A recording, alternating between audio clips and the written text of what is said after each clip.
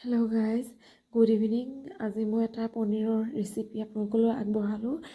আজি মানুহজনে পনীৰৰ কাৰীৰ লগত ৰুটি খাম বুলি ক'লে, তো 2টা পিঁয়াজ আৰু এয়া মই ৰেডি কৰি থৈছোঁ আটা মুঠি ৰুটি বনাই দিম বুলি। 2টা পিঁয়াজ আৰু 4টা বিলাহীৰে এনেকৈ অকণ পনীৰৰ কাৰী বনালোঁ। তো ইয়াতে এড কৰা হৈছে কাশ্মীৰী মিৰ্চি পাউডাৰ।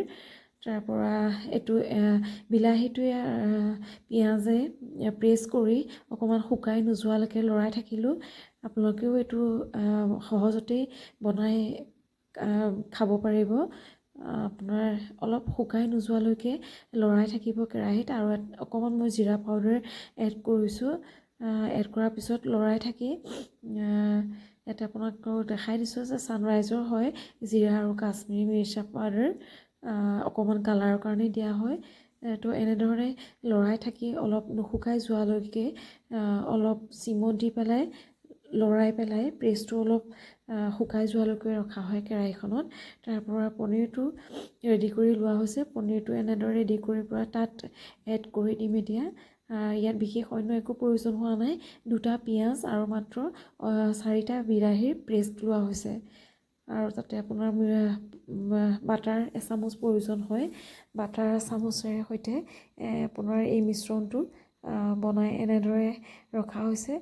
বাকী এতিয়া এচামুচ বাটাৰ দিয়া হ'ব। বাটাৰটো মিশ্ৰণটোৰ কাৰণে একচুৱেলি প্ৰয়োজন হয়। আপোনালোকে দিবও পাৰে যদি থাকে ঘৰতে, তেনেহ'লে দি আপোনালোকে মিশ্ৰণটো এনেধৰণে বনাই ল'ব পাৰে।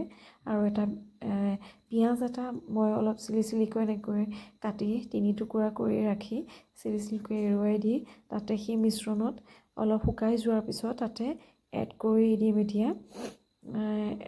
এড কৰি দিয়াৰ পিছত সেই মিশ্ৰণটোতে অলপ দেৰি 2 মিনিটমানৰ পিছতে তাৰপৰা পনীৰখিনি তাতে ঢালি দি অলপ দেৰি মিশ্ৰণটো লাহে লাহে লৰাই থাকিবলগীয়া হয়। এনেদৰে ৰুটিৰ লগত খাবৰ কাৰণে এইটো বহুত টেষ্টি হয়। আপোনালোকে কেতিয়াবা বনাইও খাব পাৰে। বনাই এবাৰ ট্ৰাই কৰি চাব পাৰে। বিশেষ অন্য প্ৰয়োজন একো নহয় বাৰু বস্তু। এনেদৰে লৰাই থাকি অলপ মিশ্ৰণটো কৰি তাতে আৰু এনেদৰে মই ৰুটিটো ৰেডি কৰি ৰাখিছোঁ।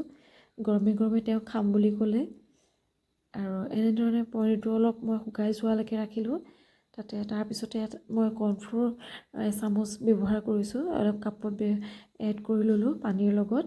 এনেদৰে অলপমান এড কৰি তাতে সেই মিশ্ৰণটো মই তাতে ঢালি দিলোঁ। এনেদৰে আপোনালোকে থাকিলে দিবও পাৰে, নহ'লে অলপ 3 চামুচমান আপোনালোকে গাখীৰো ব্যৱহাৰ কৰিব পাৰে। এনেদৰে মিশ্ৰণটো কৰি আপোনালোকে এটা ৰেচিপি বনাই খাব পাৰে। আৰু চাওকচোন এনেকুৱা ধুনীয়া হৈছে দেখিবৰ কাৰণে। আৰু লগতে ৰুটিও এইফালে মই ৰেডি কৰি দিলোঁ খাবৰ কাৰণে।